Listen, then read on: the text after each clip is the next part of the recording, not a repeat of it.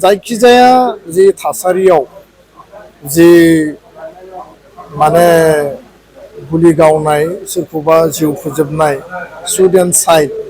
बियो आइन मथे बियो फार्स्ट जानाङा गिबियाव सोरबा जुदि इलिगेलि हाबा मावदोंबा रायमना नेशनेल पार्कआ गोदानै माने हादरारि नेशनेल पार्क हिसाबै फोसावजादों बेनि उनाव सिखना जोहोलाव नेशनेल पार्क जोंहा मानास नेशनेल पार्क बिटिआरआव दंखायोमोन दा बे गोदानै फोसावजानाय नेशनेल पार्कफोरखौ संरैखा खालामनाया जोंनि बयनिबो दायित्व साफ्रोमबो नेबरिं एरियायाव थानाय गोजानाव थानाय बयनिबो रेसपन्सिबल दा बेखायनो हाग्रा ओनसोलखौ संरैखा खालामनो थाखाय डिपार्टमेन्टआ माने बेखौ दायित्व लानानै हाबा मावदों बिनि प्रटेक्शननि थाखाय हाबा मावदों आरो इलिगेल ट्री फेलिं बा सोरबा बन लायनो थांनाय बा सोरबा ना गुरनो थांनाय बा सोरबा शिकार खालामनो थांनाय बायदिसिना थासारिखौ जोङो थांनाय समफोराव जोङो नुबोदों आरो बिनि थाखाय जि नेशनेल पार्कआव जिखिनि माने फरेस्ट गार्ड दङ बा प्रटेक्शननि जायफोर दायित्व दङ बिथांमोना बेबस्था लाबोदों खिन्थु रिसेन्टलि दाख्लैयो आरो मैयानि जि घटना रायमना नेशनेल पार्कआव फुंखा बसुमतारी मुंनि सासे यां जोंनि जाखांफुनाय सासे लाइमोन बर' सेंग्राया अबथिरायै बिथाङा जिउ गोमानो गोनां जादों आरो न'खरनि सुबुंफोरा बुंदों डिपार्टमेन्टनियाबो बुंदों जे बिथाङा गुलि नांनानै थैदों आरो न'खरनिया बेखौ क्लेम खालामदों जे मानो बेखौ इनायै गावथारखो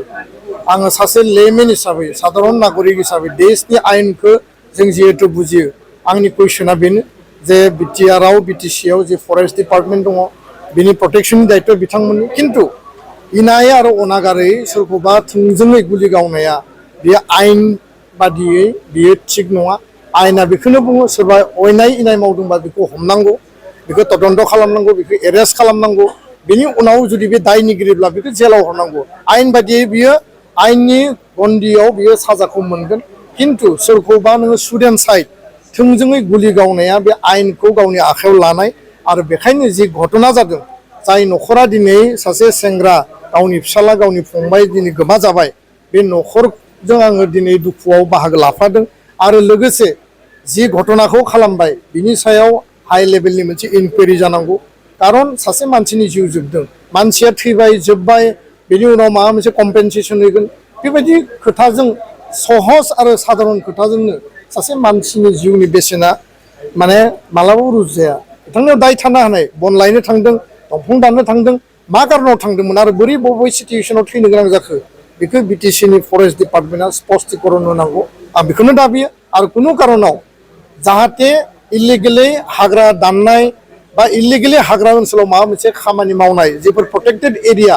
बेखौबो आङो मालाबाबो सापर्ट खालामा बिनिफ्राय गोजानाव थानांगौ जोङो बे ओनसोलफोरखौ प्रटेक्शन होनांगौ फारसेथिं सोरबाया इलिगेल मावदों होननानै बेखौ थोंजोङै गुलि गावनाया बे इनाय आरो बे आयेननि बेरेखा आरो बिनि थाखाय मोनसे तदन्त जानांगौ दुखुथिया न'खरा बिनि न्याय आरो जास्टिसखौ मोननांगौ आं बेखिनिखौनो बुंबाय गोजोन्थों।